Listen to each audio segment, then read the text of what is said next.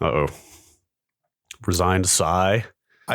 My Google Drive, since I started using Google Docs in like 2007 or 6 or something like that, I had just been saving everything in the root except for the stuff that we work on together. Uh-oh. Wait, so are you kidding? No. Everything in the root? I mean, unless it was in a shared folder from somebody else. Yes, everything was in the root. Wow. Okay, go on. It was bad. Like I realized I made an error when I looked at how many files were in there, and it was like 36,000 or something. It was an insane number of files. Dude, what? Hang on, I'm looking at mine right now. I would estimate the number of files in my Google Drive root at maybe 3 dozen. Could you say that number again? It was in the thousands. What? It was a lot. It took a good 2 hours of copying them in this biggest chunks that the browser would accommodate. What are you putting in your Google Drive, if I may ask? It might be private. It's everything I've written. Okay. For the last like 12 years. Okay. Like all the tested stuff, all the stuff I wrote at Maximum PC for the last 4 years I was there. Why wouldn't you make a folder called documents or writing or, you know? Well, it started out as in the old days, in the beginning, Google Docs, Google Drive was the place for documents. Fair. See? Sure. Yeah. Yes. Okay. So I guess that is the default save location. Yeah. So I just was saving in the default. So it's like I can search and find whatever I want. But then that became unwieldy for a bunch of reasons. And it turns out you can only copy 200 files at a time. Wow. In the browser. I didn't install the local copy because that seemed like it would make it much worse. The problem would suddenly get worse and be multiplied onto my hard drive. So after several hours of copying files in chunks of 200 or 250, they're all gone. I just moved everything into a folder called Archive. Okay. And now I have a nice folder structure for the projects I'm working on. On the drive, not locally. It's still in Google Drive. Yeah, okay. No, I'm not putting my hard drive. I'm not a maniac. Wait, so are you saying however many thousands of those files are now just all under the Archive folder? Problem solved. What? What is that good? What happens when you go into the Archive folder? I have to search if I want to find it. It's probably in there. You look very disappointed in me. Do we need to talk about my Dropbox next?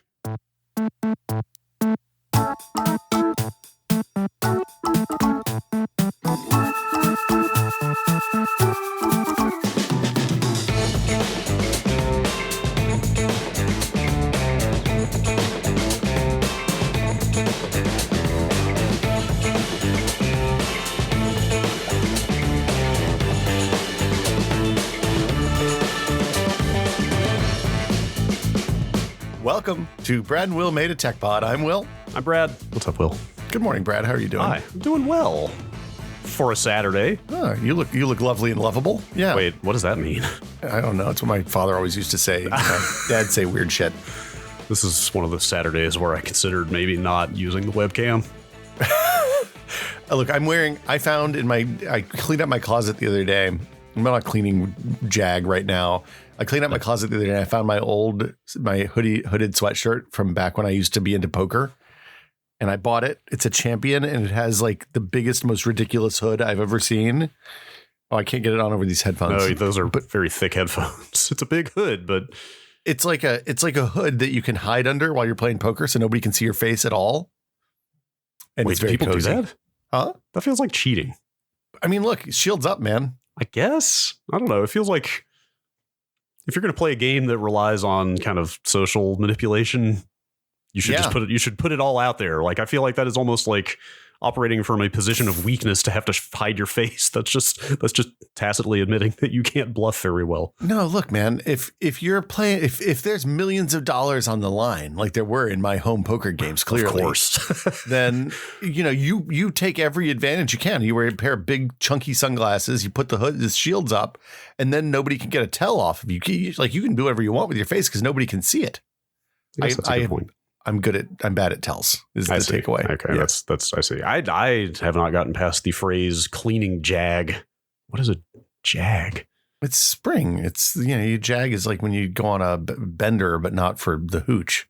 Listen, I am familiar with the Judge Advocate General. No, this isn't another fine CBS product, Brad. This is Jag. I feel like Milhouse used to talk about Jags on Simpsons in the olden times. It's like a 40s thing, probably. I got a lot of 40s. Let me see. Look, I don't know what's going on with me. It's been a weird week. I thought about going to the Urban Dictionary, but I think maybe that might be a little old even for. Oh no, you need to go to like the My Girl Friday dictionary, probably. Is that like a tear? Like you're on a tear, like a cleaning tear. Okay, all right. I'd say roughly analogous. Yeah, that seems fair. Sure, all right, that's fair. It's spring. Cleaning is in the air. Yes, you're right. My allergies are blown out, so like adding more dust to the house isn't going to make anything worse. Oh my god. We should. That just reminds me of the moisture situation in California, the dry foliage kind of wildfire fuel situation. We're going to go visit my parents this fall. That sounds like a smart idea. Not being in Northern California in the fire season this year sounds like a good idea. We're going to fucking leave. Yes. Please remind me of that in like August when I'm like, it seems like a real pain in the butt to drive across the country and go spend 2 months with my parents. But 2 months? I mean, look, remote learning, whatever. Yeah, sure. It'll be fine. Yeah, sure. Get Dad to get Starlink before then, probably. Get out while you can. Yeah. But yeah, no, here, it's email month. It's email time. Email, yes. Email. Yeah. That time has, spring has sprung. Emails have escaped. I'm trying to. When this is done, I'm going to go hang a rug up in the backyard and beat the shit out of it with a broom. It's going to be great. Wow, you are on a Jag. Look, man, these rugs won't clean themselves. But yeah, if you want to turn emails into podcast topics, you can by sending them to techpod@content.town. That is techpod@content.town. And we will attempt to turn your Q's into A's. There's a fun fact people might not know. What's the fun fact, Brad? That I was reminded of this morning as I logged into this Gmail inbox. That's not actually the email address. Look, man, it's a perfectly cromulent email address. The real email address is much more awkward than techpod@content.town. I think we put that in the first few episodes before. I was like, I could just put an alias up for $1 a year on Hover for our domain. When I had to pull that email out of my password manager this morning, I was reminded, man, this is an ugly email address. I think it's funny that you don't stay. Like, I'm just signed in. I'm signed into 4 emails at any given time in my Firefox browser. I signed into that one in an incognito window just to not be permanently signed into it. I guess I could do that. I guess you could just stay signed in. And there's no reason I couldn't just stay signed into that account, right? Every time you sign in, I can tell when you're looking at emails. I know your name is all over it. You get a security alert. I feel like an interloper. I think the like from field has your name in it, right? So when I reply to people from that email address, it's very strange. Oh, I didn't know that. Right. That probably is just from when I set it up without thinking about it. It's fine. All right. Shall we read some emails? Let's read some emails. I'm going to start with this one since we talked about cleaning. Oh, yeah. I like cleaning. It's from Xander. Yeah. Hey, Xander. So I'm doing some forced rearranging and replacement of furniture, and I've lost the storage solution that I used to have. I wasn't super fond of it, but the entropy was strong. Both of you live in relatively small spaces, but especially Brad as a fellow San Francisco apartment dweller. I'm wondering what you use for storing tech items like cameras, computer parts, and more in an organizational way, but also in a way that isn't an eyesore. And I'm the worst person in the world to ask for this because I just pile shit up and it's a disaster every time. And then eventually I'm like, this is too gross. I got to clean it out. And then I put it in tubs, like those big plastic Rubbermaid tubs, and then just defer the problem to the next time I clean the garage. Yes. I always find it to be an incremental process. Mm-hmm. It's like, how much can I get done to feel like it's out of the way, but it's never actually organized? You know what I mean? Yep. I just bought some rubber kind of, well, they're not Rubbermaid, but they're plastic tubs myself for the first time like a month ago. Feels bad, right? Does it? I don't know. It's definitely an upgrade over the old, like the 20-year-old cardboard boxes that I was using. Fair. And it does; those do store things better and keep moisture out, which is important where I live. Do they? Like, is there an actual moisture deterring component to those? Like, I was thinking about maybe there's this topic could go all over the place. Like, I've been looking at bulk desiccant packs on Amazon. Yeah, you like, do not eat. I was not planning to. Okay, thank you for the.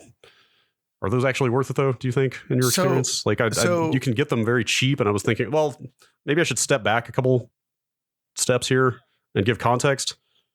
first off, on the plastic tubs versus the cardboard boxes are definitely porous to water. So like over time, living someplace that's really foggy, the cardboard boxes in our garage got soft in a way that does not make me feel like their structural integrity is great. Oh, you're talking not just through the cracks around the openings, but actually through the material itself. Yeah. I did not realize that. Okay. That does make sense. Well, and yeah, like if you have books or something in there and you want them to not be musty. Yeah. The plastic tubs plus those desiccant packs, probably a pretty good idea, I think. I'm not an expert on this. Yeah. So I actually posted a couple photos of this on the homeowner channel on the Discord. Yeah. A month ago or so when I started this process. But we have a big walk-in closet that is at the far end of the apartment from the windows. Yeah. So I guess that's probably a place that moisture would collect if you didn't do anything to counter the moisture. Yep. And unfortunately, I did not clue into that fact for a number of years. Uh-oh. So a decent amount of these stuff, including 3 of my grandmother's old kitchen table chairs that were stored in there, and a couple of boxes of old video game stuff, had accumulated some mildew.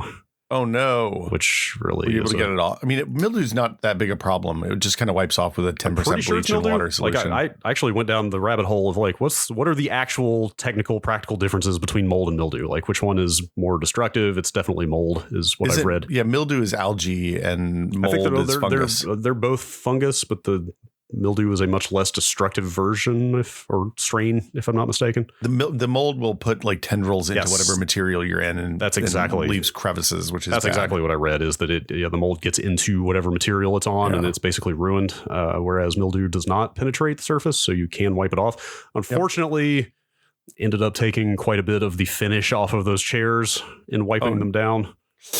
Despite using you can refinish them easily, though. That's the good news. I guess so. I mean, they were not in the absolute best shape to begin with, so it's not like complete tragedy. But pulling some of my old like PS2 and Xbox and Dreamcast stuff out of the closet and finding stuff growing on there was a very rude surprise. So we don't have walk-in closets, but we do use chemical dehumidifiers that are in the back of the closets. Is that like a damp rid or something like that? Yeah, damp rid is the brand that we usually get. You get it at Amazon or the hardware store or whatever. And like it's like a 4-quart, a 3-quart bucket or 2-quart bucket is how the size I usually get.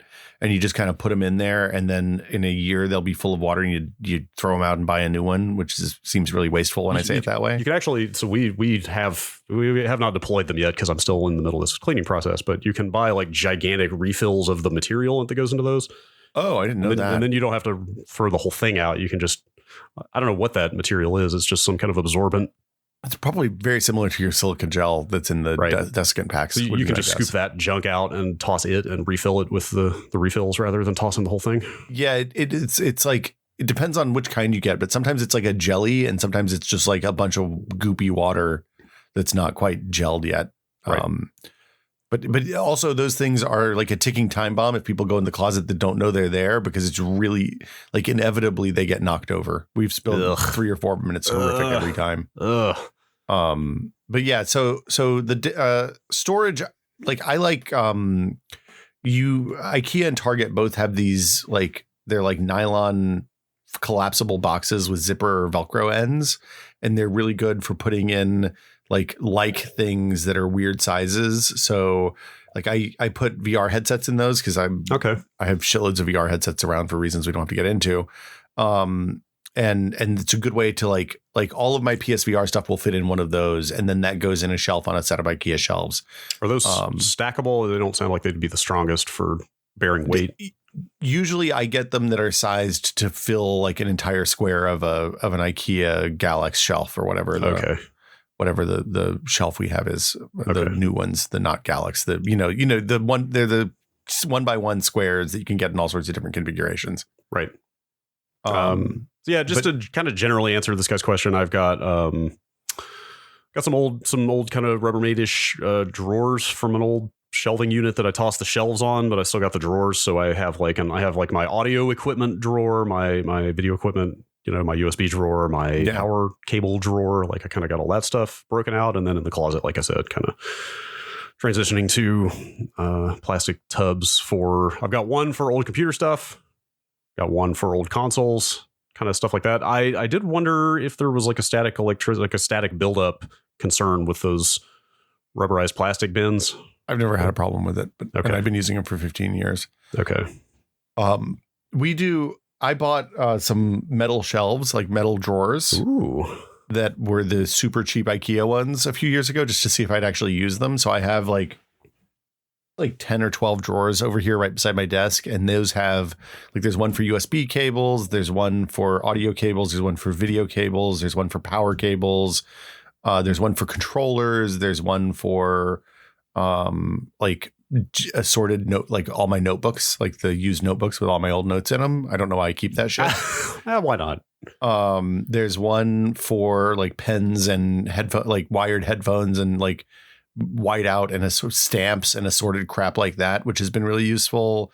And then there's one that's like stuff I keep, like the program from Maker Faire when I was on the main stage speaking and stupid shit like that. Like, but yeah, it's not like I feel like there's always room. Like part of the problem with being in a small place is if you have, like, I tend to collect a lot of things just because there's always stuff coming in and stuff doesn't leave as much as it should. Yeah. Like it's hard to manage where everything goes without just piling it up onto shelves and making everything a nightmare. I wish I could be a minimalist, but I've given up on it. Like the actual real problem here is that sounds like you, like me, have a much harder time getting rid of things than we should. We're borderline hoarders. I think there's Gina thinks it's a Southern thing. Interesting. Yeah. I don't know. I hadn't thought about that, but I guess that's possible. My girlfriend, who is not from the South, Not a hoarder? Absolute minimalist. I mean, she does like the cozies on the kitchen utensils, though. So I don't know. That's just preserving what we have. But fair. There's a fair amount of butting of heads around here about what should stay, what should go. Look, the solution. Well, look, tell me about it. My mom is cleaning out my childhood home now, and like she just keeps sending stuff, and she's like, "I'm not going to throw this away, so I'm just going to ship it across the country. So it's your problem to deal with now." I'm like, "Damn it, Mom." Yes, I too have that experience with my parents of constantly bugging me about the stuff of mine that is in their basement. And anyway, I was going to say you at least have the kind of organizational superpower of possessing a garage, at least. It just makes it. Look, it's a curse. Is that just out of sight, out of mind? It's not out of mind. It's out of sight, constantly weighing on me because it's just a ticking time bomb of pain in my ass to deal with in the future. And then, every few years I pay somebody to come haul off a truckload of garbage and donate a couple of last time I cleaned out the garage, I found video cards dating back to like the original Voodoo and a rendition V1000 and stuff like that. Oh my God. That's amazing. And I looked at it, I was like, realistically, this was before we started doing the podcast. I was like, realistically, am I ever going to use this stuff or need this again? I was like, no. And I called the Computer History Museum, gave them the 2 cards that they wanted, and the rest of them went into the electronics recycling. Oh, man. And now, of course, we're doing this podcast, and I'm like, shit. This would be incredibly useful to have. I could fire up an actual 486 with like a V1000 in it and see what VQuake looked like and stream that. And that would be really fun. But awesome. Here we are. Oh, that hurts. I know. Since I've been organizing as well, I think the oldest card I have here is a GeForce 4. Okay. TI 4200. It's like a 2003, 2004 era, probably. Maybe a tad earlier than that, but that was the budget GeForce 4. But yeah. I think unless my parents have gotten rid of stuff, there should be like an original Voodoo and a TNT 2. Okay. And some stuff like that in their basement. And the I hope they haven't gotten rid of our very first family computer, which was a 486 DLC 40. Which I think we've talked about. DLC? Is that no math coprocessor? I think we've talked about it before. So it was it was a knockoff of it was a Texas Instruments knockoff of a Cyrix, which was itself a knockoff of the actual Intel 486. Wow, that's going to be a real POS, huh? Second generation removed 486 knockoff, which I think was actually closer to a 386 in performance. Yes, no other. I think it might have had an external math coprocessor. Also, I'm pretty sure we've talked about this exact subject on this podcast before. Anyway. I hope that was something of an answer. Yeah, the solution is to buy a 4,000 square foot house someplace cheap. Yeah. Just fill that up and then live in your apartment in San Francisco. Or depending on where you live, maybe get a storage unit. Oh, shaking your head. I'm shaking my head. No, that's just deferring the problem. Yeah. Well, I was going to say there has got to be some kind of like thermodynamics corollary here of like clutter will always exceed available storage space by X percent or something, right? Like It is impossible to have less clutter than storage space, right? Just the mere act of having a PC that requires 15 cables to operate is going to add entropy to your house. Yes, exactly. I'm sorry. Exactly. All right. Hopefully that was something of an answer to that one. I hope we didn't just trail off there. Next email is from Aaron, also known as Visualizer in our Discord. Hello, Visualizer. I was hoping you could answer a question for me that I've been wondering about for years now. After I graduated college and started my first full-time job, I noticed that people would often end sentences in their emails with an ellipsis or ... 3 periods. I'm familiar. Yes. Sometimes every sentence would end in an ellipsis if it was brief. This was very confusing at first because, to me, ending a sentence with an ellipsis has a very different meaning from what I think they were trying to imply in their email. For some context, I am 30 years old, and when I see people around my age use an ellipsis in text, it's usually to insinuate some kind of sarcasm or dissatisfaction that normally wouldn't be possible to detect over text without the ellipsis.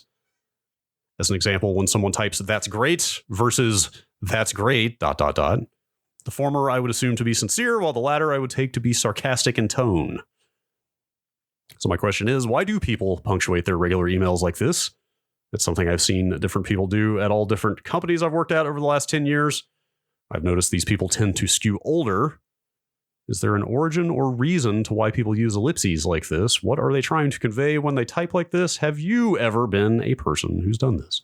This question is one of my favorite things from Gretchen McCulloch, who is the host of Lingthusiasm, which is a fabulous post about linguistics, a podcast about linguistics. Oh.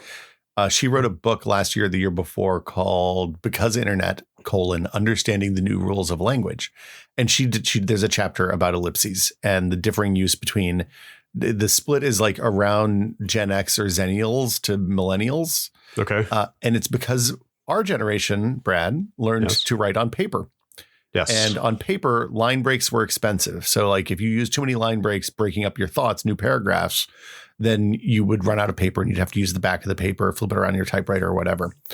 And so we tended to break up thoughts in casual communications with ellipses rather than new lines or paragraph breaks. And when you grow up as a digital native and you're writing on text or whatever, then an ellipses is 3 characters and a new line is 1 character. So millennials and younger folk tend to use new lines for this purpose. Zennials and Gen Xers and older people are not being passive aggressive and saying if an older person is using a lot of ellipses, assume that they're using it as kind of a soft exclamation point rather than a passive aggressive trail off. Yes, is what she says. Yes, I would not tend to think the average older person is like savvy or ironic enough to be using it in a sarcastic way. Yeah, like think of it as like, hey, I'm not quite enthusiastic about this to use an exclamation point, but I do want to like highlight it as its own complete thought and set it out on its own. I tended to use a lot of ellipses early on, like in the early days of like AOL Instant Messenger and stuff. When you were doing a lot of typing to people, I would always punctuate with ellipses, and I never thought about why. And somehow I've lost that habit over the years. Well, yeah. If you think about how like AOL, how AIM works, it's like I tend to use ellipses on Signal and WhatsApp a lot because I know that those are popping notifications on people's phones, and I don't want to like hit like if I'm writing 4 sentences and I can't do new lines in those formats, then I don't want to bomb them with 4 notifications. So I do some ellipses between to kind of thread that conversation almost. It's a very, very thoughtful approach to your notifications. Look, I'm always scared to send, like I don't send text to people in the morning, even though they should. Decent people turn on Do Not Disturb, right? You and I just had that conversation a week or 2 ago. I asked you one day at like 7:30 2 o'clock in the morning. Yeah. In the morning, I was like, is it all right for me to send you Discord messages? Like, I assume you of all people have Do Not Disturb set up to not wake yourself up, but I just want to make sure because our sleep schedules are very different from what I can tell. There's a point of contention because Gina doesn't use Do Not Disturb because she's worried somebody's going to try to call her. Like there's going to be an emergency. I'm like, there's never fucking emergencies. Well, also, can't you? I forget. You have to call 3 times and nobody knows to do that. I thought you could set up some kind of hierarchy of like crucial numbers could get through or something like that. Or do they still have to try? So people in your favorites can call through, I think, anytime. Okay. In your on iOS, and if they text you 3 times, then it starts notifying you. Yeah.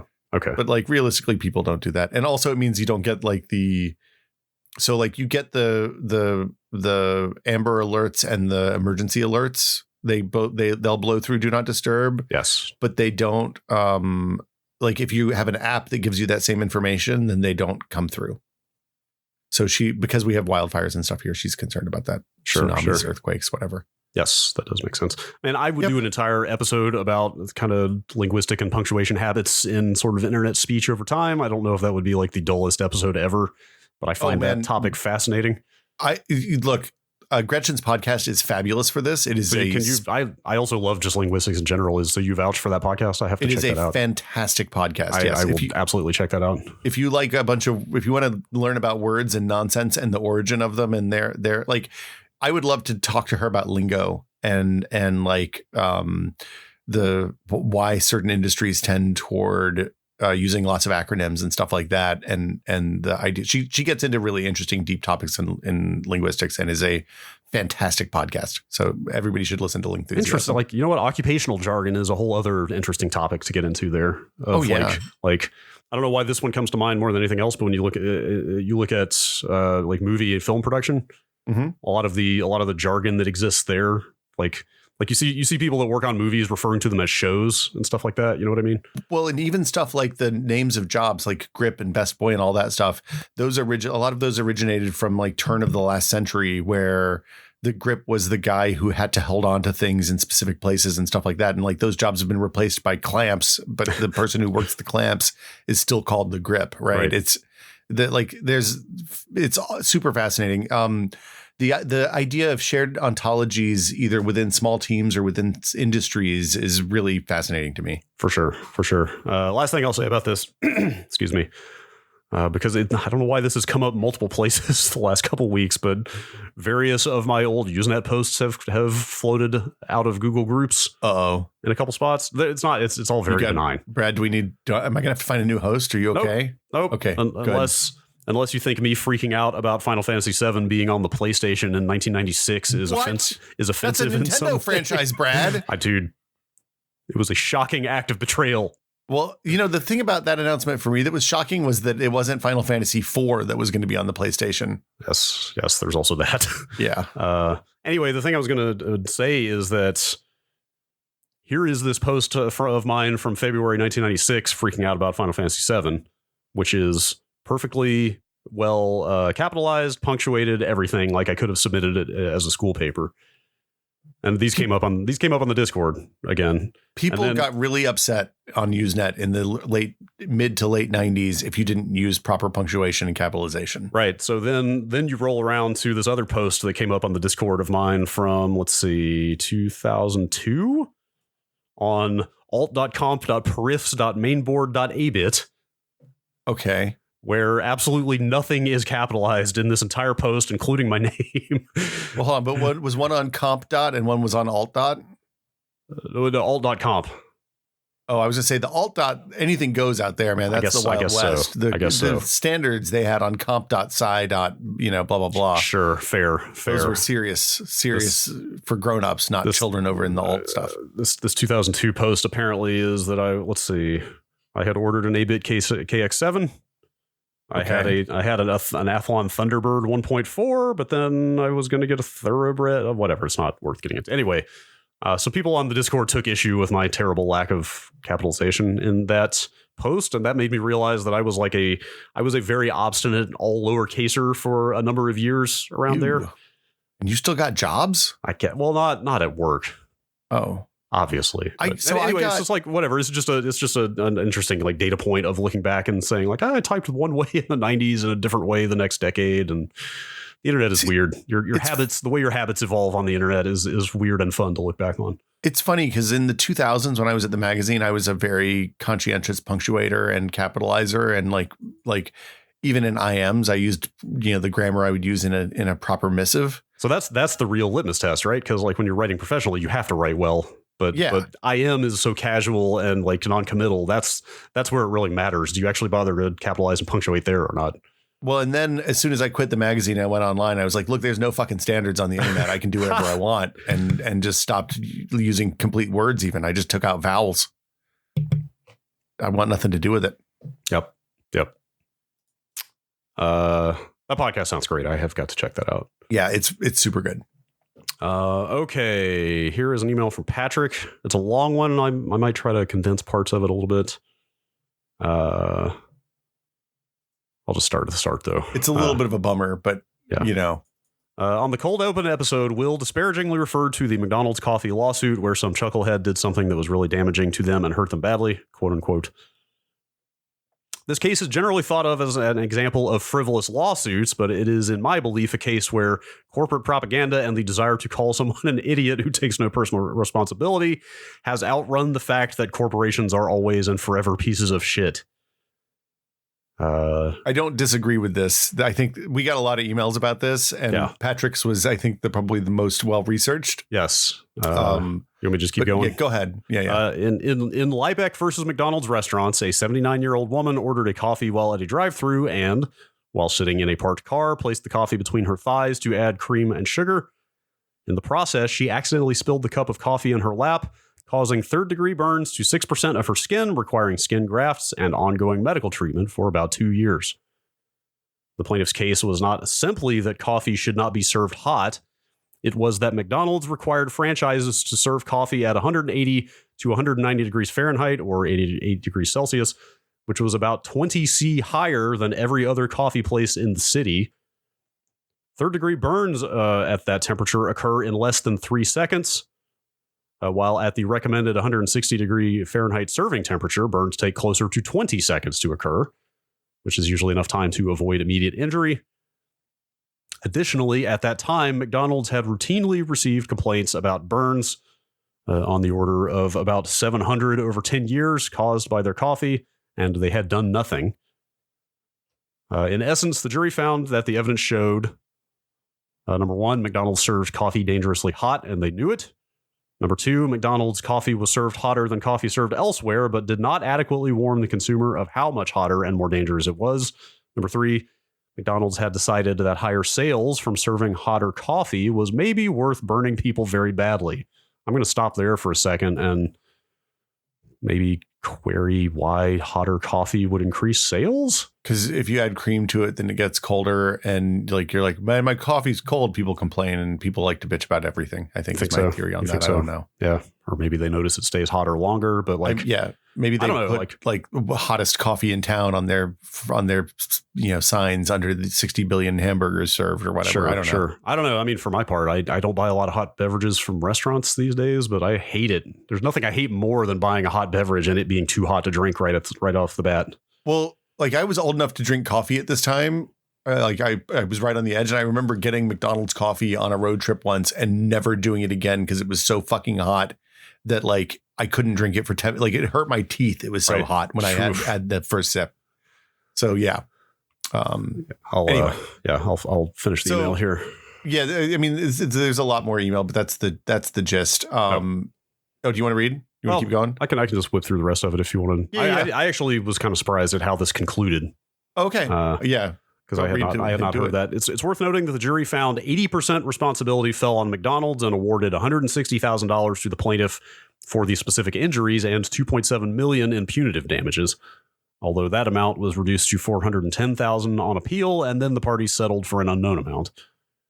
And then he, excuse me. He goes on to talk about, where he reinforces that view of, the public narrative about this kind of shifted to, the person wins a ton of money for doing something dumb, as opposed to, corporation was negligent in their practices and knew it and didn't care and caused actual risk to their customers. So anyway.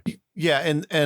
And so I said this without thinking about it and immediately realized I'd made a mistake and meant to edit it out and forgot. You know what? I have to say, just in general, like if you talk into a microphone for enough hours, eventually you will do that where you will occasionally say something and immediately realize, you know what, I didn't actually mean it that way or something. You know what I mean?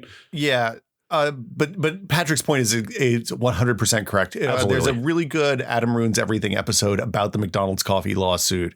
And it gets into everything from I think the Adam Ruins Everything episode about this is the one that talks about how the late night talk show hosts like Letterman and Leno made this a big punchline for years and years and years.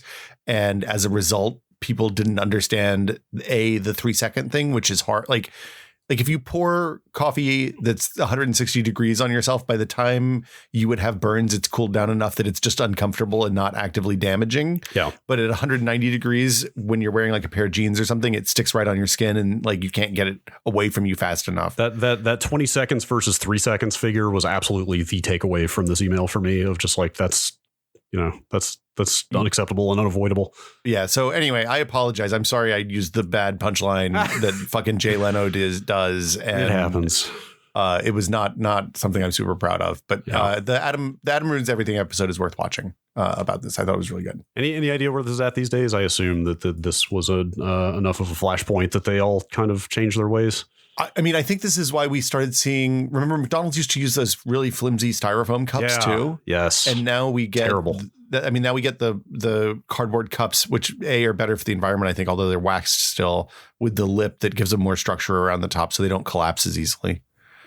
I don't know. Yeah, it's a super sad story. Yeah. Speaking of beverage practices, I went to a Jamba Juice last week for the first time in probably 10 years. Yeah. Did they still have the big fat straw? The cardboard straw? Yeah. So they have a cardboard straw? That's what I was going to bring up. And that might be a San Francisco thing, not a Jamba Juice thing, if I had to guess. That's a San Francisco thing. It was like, I don't mind it. It's fine. Obviously it is better for the environment, and I'm certainly willing to sacrifice some convenience for environmental concerns. Look, man, this is like tree law in that you've just opened a can of worms on this podcast, because straw politics are real and terrifying. I have no stance either way, except for that I love the environment and I hate straws and baby seals' noses. We use reusable straws in this house now. I mean, yes, like honestly, like the image of one aquatic animal like choking on a straw is worse than a lifetime of using cardboard straws to me. I will say that. It's like the videos of the 6-pack holders being pulled out of dolphins' noses and stuff like that in the 90s. I can't. But that said, by the end of my 22-ounce Jamba Juice, yeah, the straw was starting to lose its structural cohesion, let's say. You should, Gina bought some stainless steel straws with silicone tips a few years ago. That she has like a little holder that goes in her purse, and is that part of your EDC now?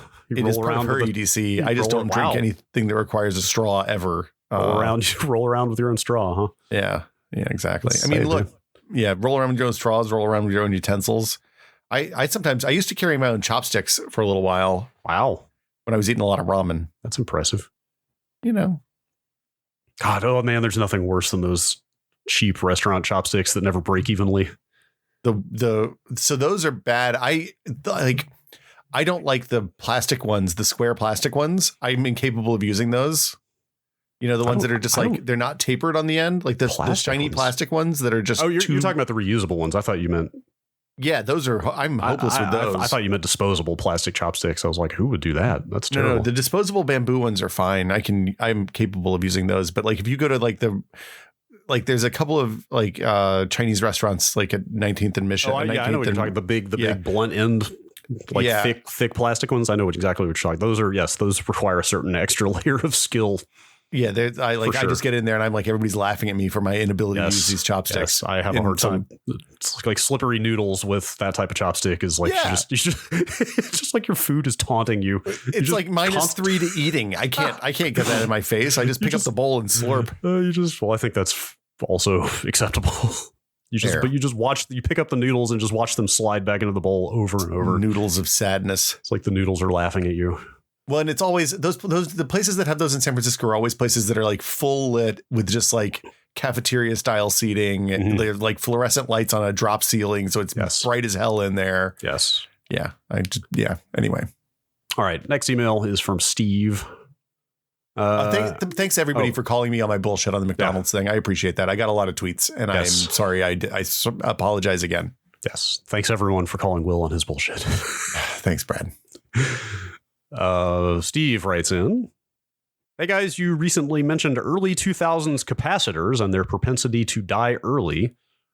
At that time, I worked for a company that thought it would be a good idea to resell gateways that came with a 1-year warranty and then cover 2 additional years of warranty in-house.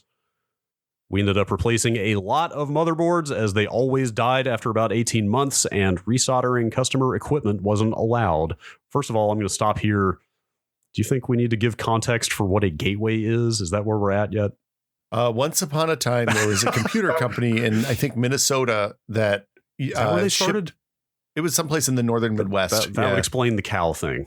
Yeah, maybe Iowa. I don't know. Anyway, Wisconsin. they shipped.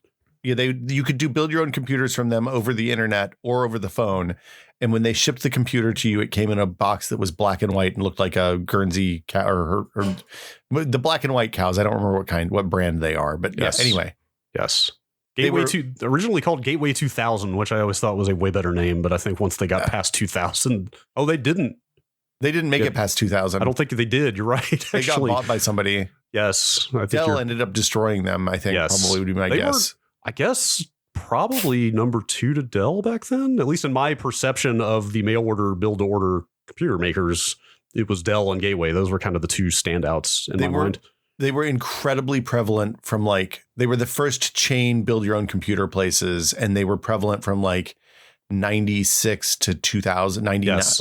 When I left the University of Tennessee in 2000 we had a contract with them and then they went under and our contract went to Dell because I think Dell bought them. I can't remember. Interesting. They were kind of in my mental hierarchy back then. It was I was already building PCs, so I wouldn't have ordered a pre-built. But if I had gotten one, it probably would have been a Gateway. In my head, it was Packard Bell was at the very bottom. Yeah. Compaq, E-machines, definitely E-machines. And the Dell was above that, but maybe not. I feel like the dude you got a Dell campaign actually hurt Dell's image for me.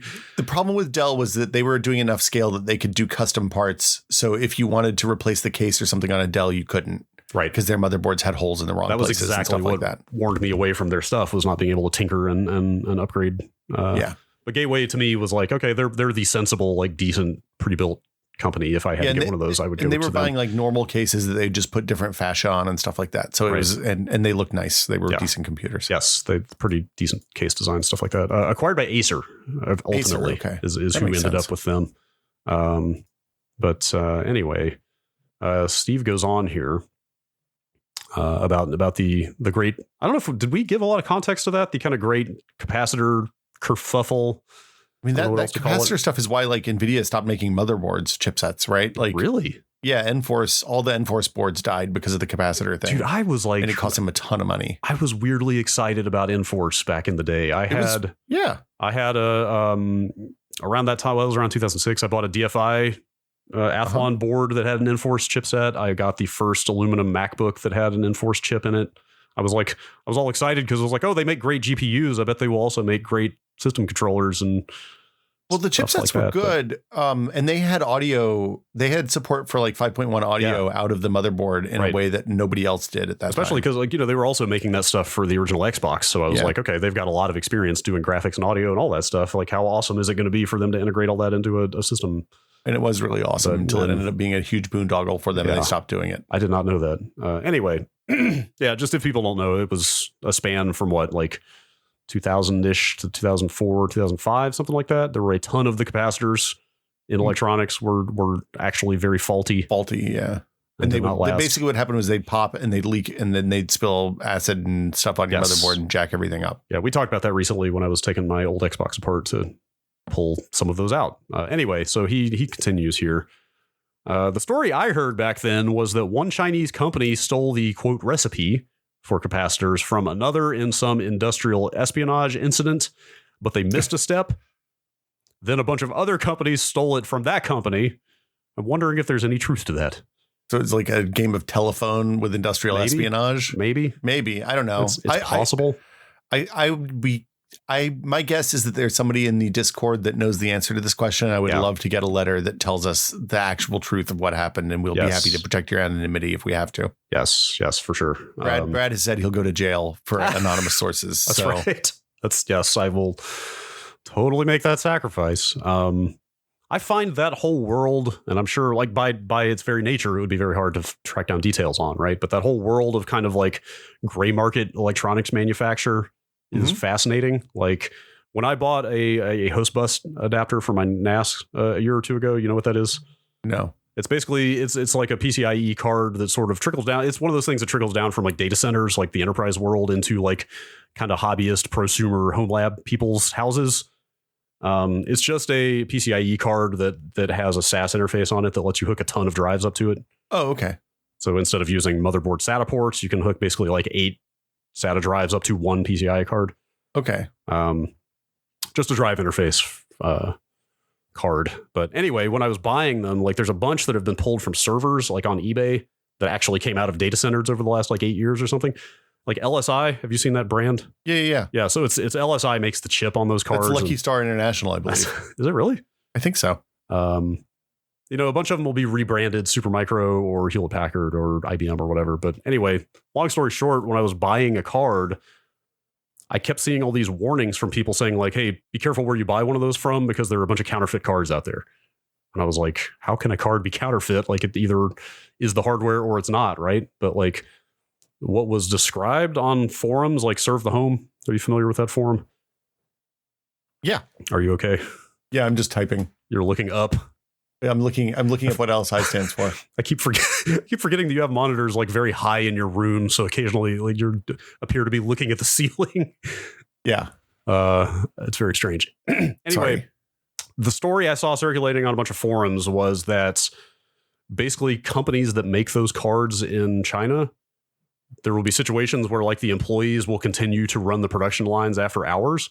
Yep. But that they might be subbing in like cheaper components for capacitors and sort of the generic components that go on a card like that. Like the chip, the actual controller on the card is genuine, but the rest of the card might be substandard in some way. So I feel like that stuff used to happen a lot more 20 years ago than it does now. That might be true. I feel like Foxconn and the people that are Acer and all the places that are doing the big manufacturing, it's a different situation now than it was then. And there's a lot, it feels to me like there's a lot less of that, but there's also a lot more kind of garage fab type places where like the thing that's changed is pick and place machines have gotten really inexpensive. Right. And because like Apple is trying to make 1 billion phones a year and Samsung's making 1 billion phones a year, like getting an extra, 10 milliseconds per place on a pick and place is worth upgrading and billions of dollars of hardware. And then that trickles down. So like, yeah, if you look at what's on AliExpress right now, there are knockoffs of so many like cards like that, like weird SCSI cards and like multi-drive RAID arrays that are host based. And it's always tricky to know that what you're buying is real. Right. And like, it may work just fine. Like it may work for years without any issue. Yeah. It's just, you don't know, when you're buying like that. Yeah. And like on boards, the setup cost is so low for boards now. Like if you're making if you're making keyboard switches that require injection molded plastic and like the tolerances are really thin on those things, then like that's a harder thing to knock off unless you have access to the original molds. But like boards is just like, if you have the board design, if you have the board CAD files and stuff like that, then you can feed it into the machine and it'll cut them and do the traces and all that stuff. And like, it's a different situation. Yeah. It's kind of it's the downside. We talked about this recently. The upside of the situation is that like, you can go on like PCB Way and get your custom PCB printed for next to nothing. But the downside is, yes, the market has kind of been flooded with sort of hardware of suspect origin. I mean, it's one of those things that like if I'm looking for like a weird LED light or something like that, I go to AliExpress and see what the situation is first. Yep. If it's something I'm not sure I actually want, if I just want to try it out, then you can usually get like something that would cost a couple $100 on Amazon for $20 on AliExpress. Absolutely. If you don't mind waiting a month. So and you don't mind it maybe being a little bit unreliable. Yeah, janky. It's going to be janky. Might even be a fire hazard. It's really exciting. This is why everybody should have fire extinguishers also. Yes, indeed. All right. Let's do one last quick email here. Okay. It's from Matthew. He says simply, I'm thinking it's a splash of cold opens. What do you think? I like Cube. Did we settle? I think Cube's got the alliteration going for it. I think it's quite good. Yeah, and they're cold. Cubes are cold, right? Yes. I mean, I guess they're not all cold, but a splash of cold opens just makes me envision being doused with a bucket of freezing water, which is really not pleasant at all. No, I don't want that. I don't know. People seem to like that. I think we are not going to do it on the reg, but we will do it as a special occasion. I feel like that's maybe an every 6 months-ish sort of thing. At most. Yeah. Yes. I feel like we already serialized the email episode. I think like having 2 repeated episodes a month might be really pushing it. But, you never know. Also, I don't know that I'm interesting enough to have enough cold opens to do an episode of those every month. Anything can be content if you try hard enough. Let me tell you.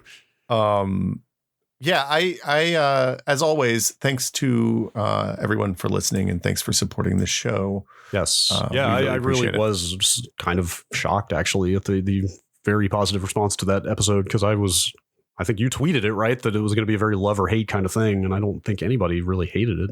We were not expecting we were hesitant right up until the moment that we posted, and people were like, oh, this is really funny. So yeah. And like, I like a potpourri episode occasionally, right? Yeah. Like, it's nice to have a mixture of stuff. So yes. Can't talk about information theory every week. I can't do a whole episode on information theory unless we get a real good guest, I don't think. Yes. But as always, thank you to all of our patrons, everybody on the Discord, and everybody who supports the show, whether by signing up for the Patreon at TechPod, patreon.com/TechPod, or by just telling your friends about the show. That's how we get new listeners. And like in the last couple of weeks, we made a 2000. We said we'd do scene drama at the 2000s patron, and we're at 1862. I've got a list of like 4 different instances of drama right now. Good. But as always, it's the last episode of the month, so we want to make sure we thank all of our executive and associate producer level patrons. So thanks first to our executive producer patrons, Jacob Chappell, James Kamek, and the Bunny Fiend.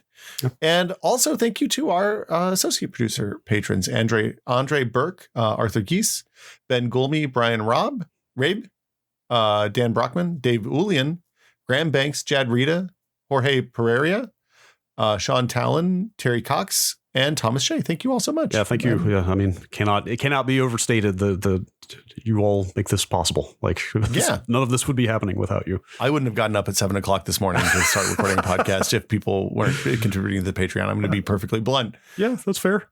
So we mentioned it before. The pricing on the Patreon is going to change very soon.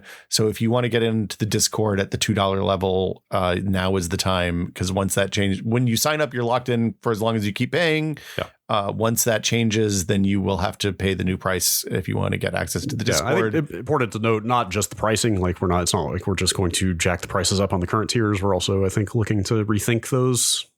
We want to do more interesting, like there are things that we think we can do better, and there are things that we would like to be able to do more of, and stuff like that. So it's not just make what we offer more expensive. It's like try to offer something better, hopefully. I mean, look, I've been doing product stuff for a really long time. That's a big part of the strategy in corporate America, is just to do something and then make it more expensive. It works. Yeah, it seemed to be doing quite well with that strategy. But we're not going to do that. So we had this month on the Tech Pod on the Discord, we've had some really good conversations. Like the other day I came in and people were talking about lift disc force on helicopters. What? And how an Osprey landing on a hospital helipad, because of the force of I hadn't thought about this before, but you know, the downward facing propeller, the one that makes the helicopter stay in the air. Yes. It's like there's a circle around that blade that supports the entire weight of the helicopter. Okay. Which makes total sense. Yeah. Yeah. And that amount of force is pushing down when the helicopter lands, and it can do damage, it turns out. So, like I learn all sorts of weird stuff every day. It's a fantastic place, and I love it. Hang on. I almost want to quote from a conversation on here real fast. Oh, you were a part of this conversation. It was after the ultra wideband episode, where I mean we have like actual people working in, you know, very low level fundamental bandwidth capacities. We have some physicists on the this is where you mentioned something about Fourier transform. Fourier I assume is Fourier transforms. You said it and then I immediately couldn't remember how to pronounce it. I was like, no, that seems right. Yeah. People were dropping equations for the Shannon capacity for communication, which is the theoretical limit for amount of data you can pack into a certain bandwidth, I believe. Right, and how it is pre-log in that it scales linearly rather than logarithmically. There's also normal people talking about normal people stuff in there too, just for the record. Ian T, my favorite physicist, chimed in and said he was more familiar with Gibbs expressions where bandwidth behaves like the Boltzmann constant. Oh yeah, the Boltzmann constant. I love that one. It's my favorite. Of course, the base dimension of stat neck entropy. Yeah. I very out of my depth on some of these conversations, but I find them fascinating to try to parse. Look, I also have enjoyed the food channel where people have been making pizza and are sharing their like how to make pizza in the oven tips, which has been really good. Yes. It is an amazing resource to just be able to drop into a channel and draw on some very smart people's expertise. I love it so much. And if you want to be part of that, you can at patreon.com/techpod. As always, send your email questions to techpod@content.town. Share the podcast with your friends if you like it. And I think last week's episode was a good jumping in point for a bunch of people. So if you have people in your life that have questions about the Rona vaccines, maybe point them at that one. Yeah, thanks again. Starting point. Thanks to Kishore for that. Yeah. Always love talking to him. He showed up on the Discord after that episode and dropped a tremendous amount of additional knowledge about where things are at. Yeah, it was super good, super useful. I guess that's it for us. We'll be back next week with more Tech Pod. Have a good week, Brad. I can't. And I guess everyone else. I can't remember. You have to be the last one to say anything, or the audio ducking doesn't work. Okay. Bye, everybody. Have a good week. See y'all next week. Bye.